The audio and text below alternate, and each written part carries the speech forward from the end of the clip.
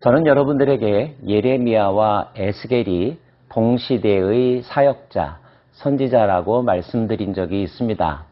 예레미야는 예루살렘, 유대 땅에서 사역했고 에스겔은 포로된 그 땅, 바벨론에서 사역했었죠. 그러므로 에스겔이 예언했던 1차적인 대상자들은 바로 포로민들이었습니다. 자, 바벨론 땅에 포로로 끌려왔던 사람들은 주로 어떤 생각을 했을까요? 바벨론에 대해서는 대단하다라고 하는 생각도 있었겠지만 빨리 그 제국이 멸망하기를 원하는 마음 가득하지 않았을까요? 자기 자신들에 대해서는 어떻게든 그 땅에서 살아남아야 한다는 생각과 더불어서 언제쯤 자신들이 고향 땅으로 돌아갈 수 있을까 제1의 관심사였을 것입니다. 조국과 조국에 남아있는 가족들, 동족들에 대해서는 어떤 생각이 있었을까요? 나라의 위정자들에 대해서는 원망하는 마음 또는 걱정하는 마음 함께 있었을 것 같습니다. 조국은 망하지 않기를, 조국에 있는 남아있는 가족들은 무사하기를 원하는 마음도 있었을 것이고요. 혹 어떤 사람들은 끌려오지 않고 그 땅에 남아있는 사람들에 대하여 부러워하는 마음, 그런데 왜 나만 여기까지 끌려왔나 스스로에 대하여 비참해하는 마음도 많았을 것 같습니다. 이러한 포로자들의 마음 상태를 염두에 두면서 하나님께서 에스겔을 통하여 어떤 말씀을 하시는지 그리고 어떤 계획을 가지고 계신지를 염두에 둔다면 에스겔서가 더 쉽게 이해될 것 같습니다. 또 여호와의 말씀이 내게 임하여 이르시되 인자야 내가 반역하는 족속 중에 거주하는도다. 그들은 볼 눈이 있어도 보지 아니하고 들을 귀가 있어도 듣지 아니하나니 그들은 반역하는 족속임이라. 자신의 동족이 하나님으로부터 반역하는 민족, 보아도 보지 아니하고 들어도 듣지 않은 민족이라고 하는 평가를 받는다는 것 참 가슴 아픈 일이 아닐 수가 없습니다. 그래서였을까요? 하나님은 유다 백성들이 좀 더 확실하게 하나님의 뜻을 알 수 있도록 이번에는 에스겔을 통하여 대언하라고 하시는 정도가 아니라 에스겔 그 자신이 징표가 되라고 하시면서 이렇게 행동하라고 명령하십니다. 인자야 너는 포로의 행장을 꾸리고 낮에 그들의 목전에서 끌려가라. 내가 내 처소를 다른 곳으로 옮기는 것을 그들이 보면 비록 반역하는 족속이라도 혹 생각이 있으리라. 너는 낮에 그들의 목전에서 내 포로의 행장을 밖에 내놓기를 끌려가는 포로의 행장같이 하고 저물 때에 너는 그들의 목전에서 밖으로 나가기를 포로되어 가는 자같이 하라. 에스겔로 하여금 낮에는 그가 포로로 끌려가기 때문에 가져가야 될 짐들을 쌓아놓으라고 명하셨고요. 밤에는 그 짐들을 가지고 벽을 뚫어 나아가라고 하십니다. 에스겔은 말씀대로 그대로 행동합니다. 그러한 행동을 보고 있는 이들은 현재 에스겔 주변에 있는 포로로 끌려온 다른 사람들이죠. 그들이 대체 어떤 생각을 했었기에 그리고 그들이 어떤 생각을 가져야 하길래 이렇게 행동하라고 하신 것일까요? 그 다음날 하나님께서는 그 행동의 의미를 하나하나 설명해 주십니다. 혹시 사람들이 그 의미가 무엇이냐라고 묻는다면 이렇게 대답하라고 하시면서요. 또는 그들에게 말하기를 주 여호와의 말씀에 이것은 예루살렘 왕과 그 가운데 있는 이스라엘 온 족속에 대한 묵시라 하셨다 하고 예루살렘에 남아있는 현재의 왕 시드기야를 의미합니다. 왕과 그 백성들에 대한 계시라는 것입니다. 그들도 포로로 잡혀갈 것이라는 것입니다. 그들은 안전하기를 원했지만 안전하지 못할 것이라는 것. 나라가 망하지 않기를 원했지만 나라는 망할 것이라는 것. 포로로 끌려가는 왕의 모습은 비참하기 이를 데가 없죠.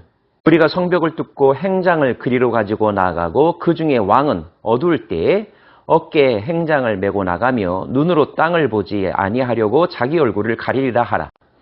내가 또 내 그물을 그의 위에 치고 내 올무에 걸리게 하여 그를 끌고 갈대아 땅 바벨론에 이르리니 그가 거기에서 죽으려니와 그 땅을 보지 못하리라.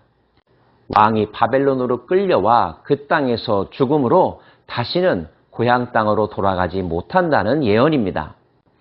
내가 그 호위하는 자와 부대들을 다 사방으로 흩고 또 그 뒤를 따라 칼을 빼리라.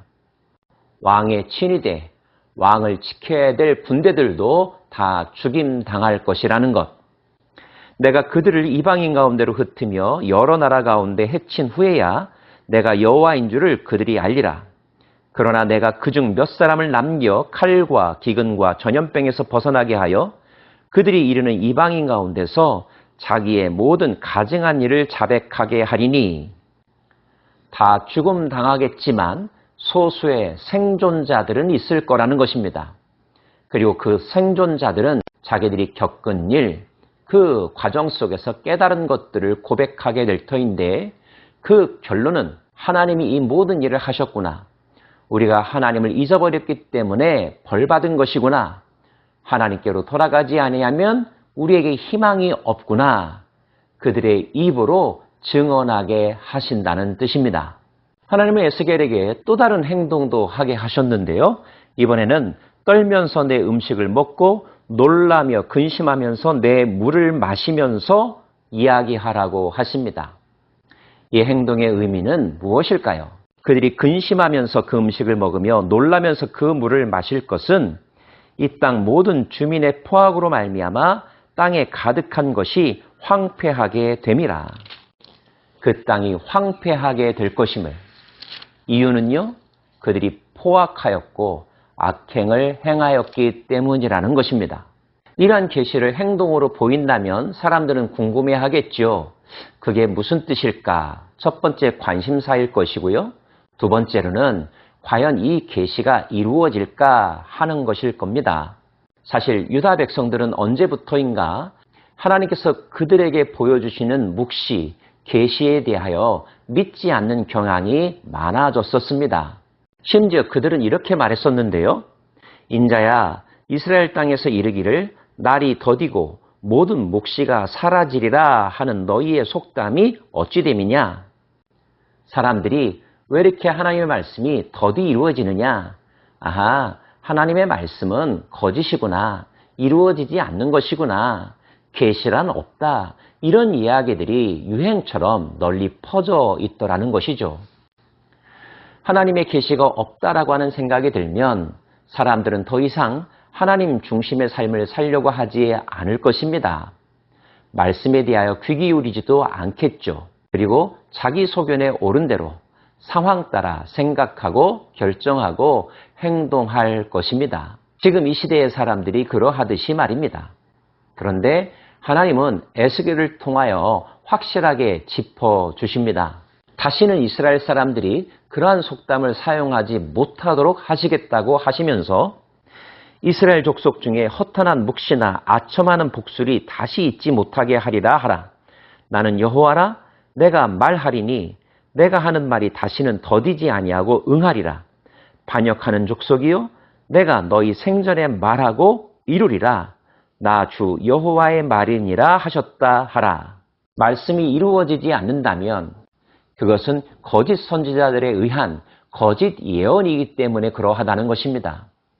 하나님이 말씀하셨다면 에스겔을 예로 삼으시면서 내가 에스겔 너를 통하여 준 예언은 반드시 응할 것이다 확인해주고 계십니다. 그럼에도 불구하고 사람들은 이렇게 말하겠죠. 그래, 언젠가는 이루어질 거야. 먼 훗날이라고 생각하는 사람들도 있을 것인데 그러한 생각에 대해서도 분명히 말씀하십니다.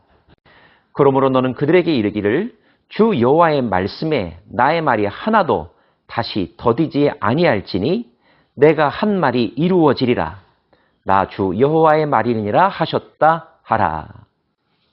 더디지 아니하고 반드시 보여주신 대로 이루어진다고 재확인하십니다. 놀라운 것은 오늘 에스겔에게 보여주신 이 모든 예언들이 유다의 역사 가운데서 그대로 성취되었다는 것입니다. 시드기야는 3년 동안의 공격을 견디지 못하여서 도망치다가 잡혀 눈이 뽑힌 채로 바벨론으로 끌려왔고요. 예루살렘은 황폐화되었고요. 그 땅에 수많은 사람들이 그대로 죽임당했고요. 흩어진 사람들 중에서도 죽은 자가 더 많았다는 것입니다. 그 모든 일이 일어난 것은 BC 586년의 일이었는데요. 에스겔이 이 말씀을 들은 지 약 6년여 후의 일이었답니다. 사랑하는 여러분, 우리는 하나님의 말씀과 교훈을 늘 접합니다.